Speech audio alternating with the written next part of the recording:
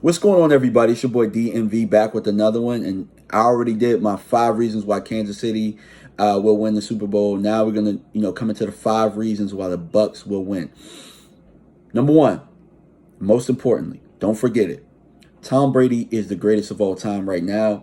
Until Patrick Mahomes can really put in the work and have the longevity that Tom Brady has had with all of the different pieces that have come in and out, without having so much turnover and still getting the job done and winning six Super Bowls and this is his 10th one right now. This guy knows what this atmosphere is like. He knows what this game is going to be like. He knows what stakes are on the line. He knows what it feels like to even lose one and what it feels like when the game is slipping and it looks like you're going to lose and you still win. He knows what it's like to manage Super Bowls. He knows what it's like to carry teams on his back in the Super Bowl. So he has so much experience in this game that can carry him and his teammates to a victory. And I'll touch on something that Tom Brady does in these Super Bowls that could offset Kansas City a little bit. But number two, red zone efficiency. So when I looked this up, I didn't believe it because I know that Kansas City scores a lot of touchdowns.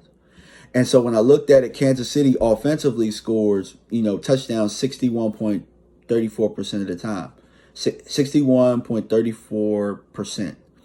And then the opponents score at 74%, which was, crazy to me. Maybe they get more offensive possessions, but those numbers kind of don't add up to me.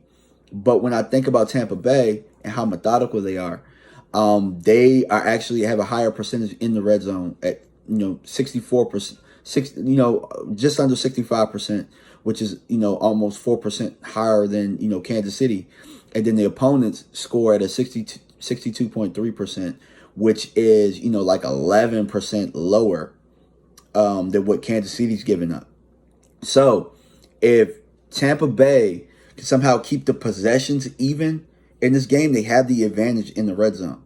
So keep that in mind. The better red zone team here is Tampa Bay, surprisingly. Number three, offense wins championships. Look at the both teams that we got in here. Both teams are average. Kansas City's averaging slightly under 30 points a game. Tampa Bay is averaging 30.7 points a game, which is slightly above Kansas City, which I wouldn't have believed either until I looked up the stats. And really, with this theory that offense wins championships, Tampa Bay, of the two teams, they're the ones that can slow down the pace of this game because they actually have a running game. Kansas City really doesn't. They don't really have a run game where, you would say, hey, let's ground and pound and, we got a 4-minute drill here.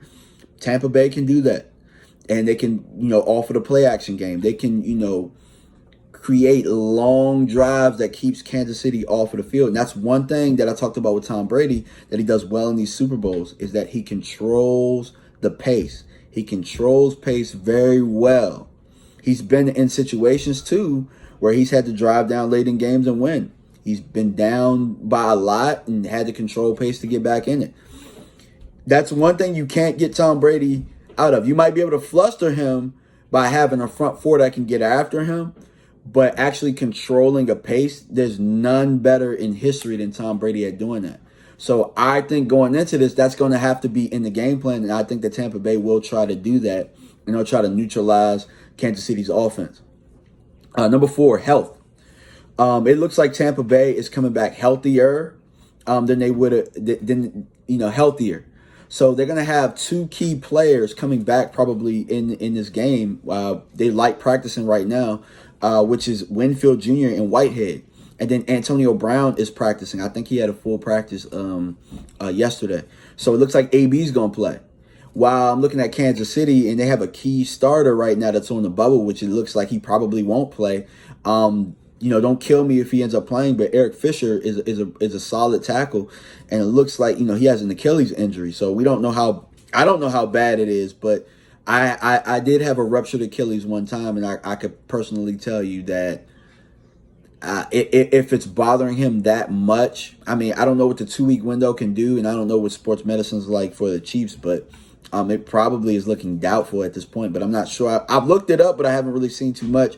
And it's Super Bowl week, so you're gonna probably Kansas City's gonna hold tight to that as much as possible.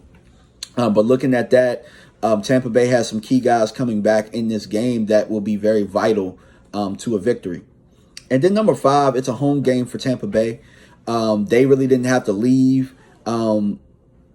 This is pretty much practice as usual. The only difference is, more interviews than normal. But other than that, you get to sleep in your own bed. You don't have to worry about flying anywhere.